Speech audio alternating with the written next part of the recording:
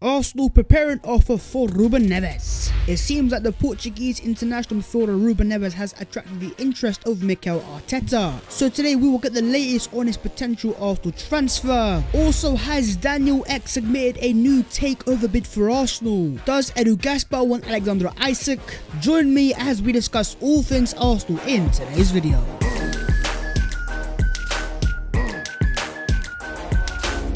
Yo, what is going on, guys? My name is Babs14 and welcome back to your boy's channel. The question that I want to ask you guys down below in the comments is, if you could sign one centre forward for Arsenal this transfer window, who would that player be? And give me some good reasons why. But as I was saying, let's get into some Arsenal news and mainly some transfer news. Right here, then first things first, let's get an update on Ruben Neves' transfer to Arsenal. These rumours just won't disappear. Initially, I was thinking this was just agent talk and maybe it's George Mendes pushing these rumours into the English media, but today we have a very reliable source when it comes to English transfers commenting on the potential. As Jay Percy from the Telegraph says that Arsenal are poised to make an opening offer for Ruben Neves, with Wolves hoping for £40 million. With Granit Xhaka on the verge of joining Roma, Mikel Arteta needs a replacement in midfield and Neves is on his shortlist. That shortlist is very key, because of course the player a lot of Arsenal fans want is Yves Bissouma, but the likes of Fabrizio Romano have always confirmed that Bissouma is not on the top of the shortlist, and so if you are to link things together, maybe the player on the top of the wish list is Ruben Neves. Hold the video right there before we proceed onwards. If you guys can go down there and smash a like on the video, and while you are down there, press the subscribe button as well. We are on the road to 50,000 subscribers and only you guys can make it happen, so take 1 second out of your day and press that big fat red subscribe button. In terms of the man them from Wolves, they are heartbroken of the prospect of losing one of the best, if not their best midfielder, while for some Arsenal fans they are saying they don't want to go near Ruben Neves, while some Arsenal fans are sold on Ruben Neves and think he is the guy for our central midfield. But what are your own thoughts on Ruben Neves, and do you think he'd be an upgrade on Granit Xhaka? Charles Water said £35 million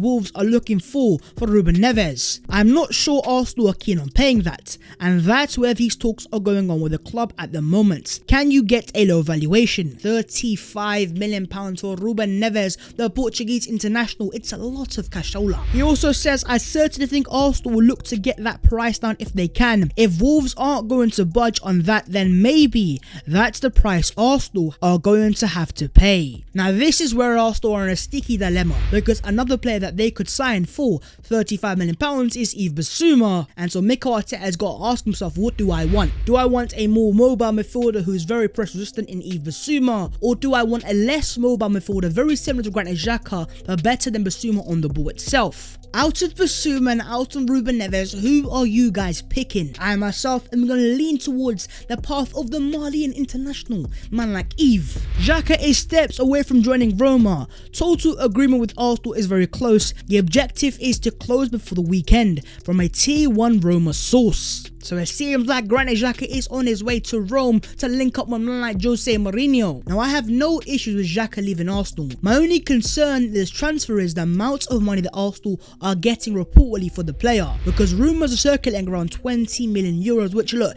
it's a lot of money for me and you, but for Xhaka, is it the right value? Especially when you consider that we're paying potentially £35 million for his replacements, and the fact that Xhaka still has 2 years left on his current contract, and clearly Jose Mourinho is desperate to sign Granit Xhaka. Surely Edu Gaspar can be holding out just a bit more money. The Athletic are reporting that Arsenal are monitoring 17-goal forward Alexander Isak. With a £60 million release clause, Edu rates him very highly. So Edu Gaspar is a massive fan of Isak, and so is your boy. The only question is, £60 million is a loss of money for just a 17-goal a season striker. Now don't get it twisted, Isak has got a lot more to his game and he's also still only 21 years of age. 6'4" in height, he's got the speed to run him behind, and in terms of the physical package, he's definitely got all the requirements. The Athletic said it's understood that Arsenal's technical director Edu rates him highly and that he's likely to be high up on the North London club's transfer list if they offload a striker this summer. So it looks like Arsenal will only make a move for Isak if we sell Lacazette or Eddie Nketiah. But is Isak the right player for Arsenal to sign in a market of strikers which is so dry of proper world-class players? Do let me know your thoughts on Alexander Isak though. Would you take him at Arsenal? And how much are you willing to pay? Do you want to pay that £60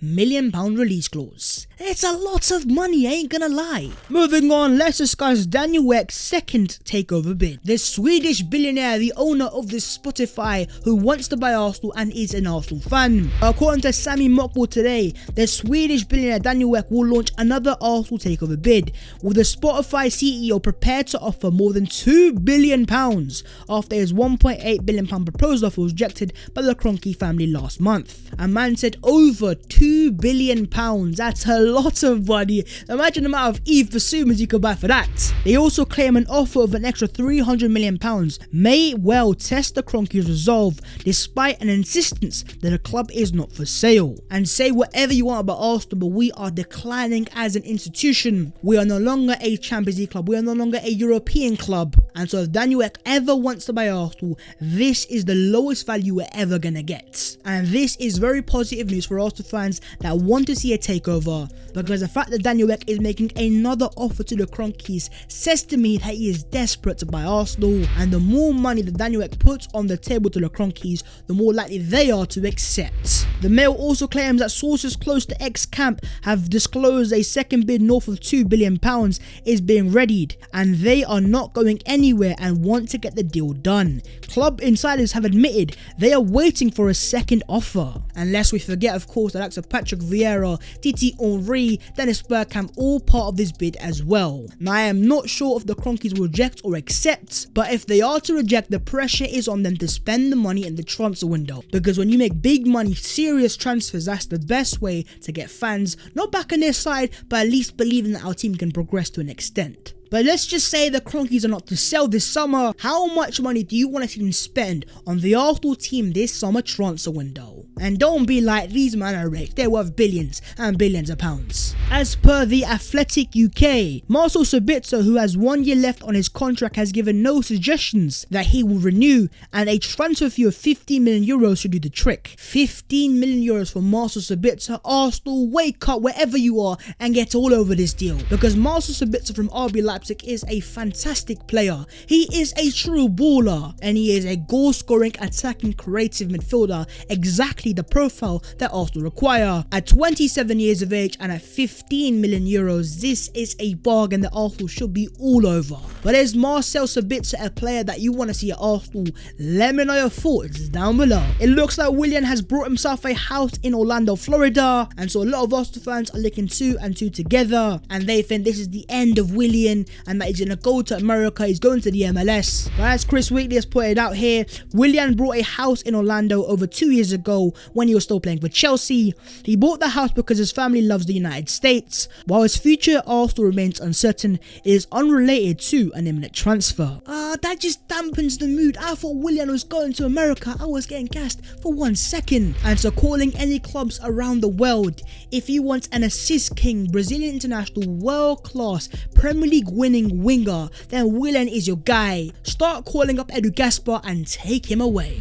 Fabrizio Romano is reporting that Fulham's Tosin Adarabioyo could leave Fulham this summer. There's a buyout clause for £10 million included in his contract. Many clubs are interested as he's a good opportunity. Now, Tosin Adarabioyo is a player that your boy was discussing only a few weeks ago. He is of course a defender that plays for Fulham, and he is very highly rated, of course, ex-Man City. And the fact that he has a £10 million buyout clause, don't be surprised if Arsenal make a move for this defender. The Athletic are reporting that sources suggest that Joachim Andersen will end up at Tottenham or Arsenal, though there is also interest from Manchester United. Lyon are open to listening to offers for the defender. It is expected that a transfer could be agreed for a fee of a region of £23 million. £23 million for ex-Fulham defender Joachim Andersen, currently of Lyon. And ultimately he is a good defender, but let's get it straight. The centre-back is not our priority as it stands. We need creativity, we need to upgrade in midfield, we need a better right back, and only after we sign those fundamental fundamentals,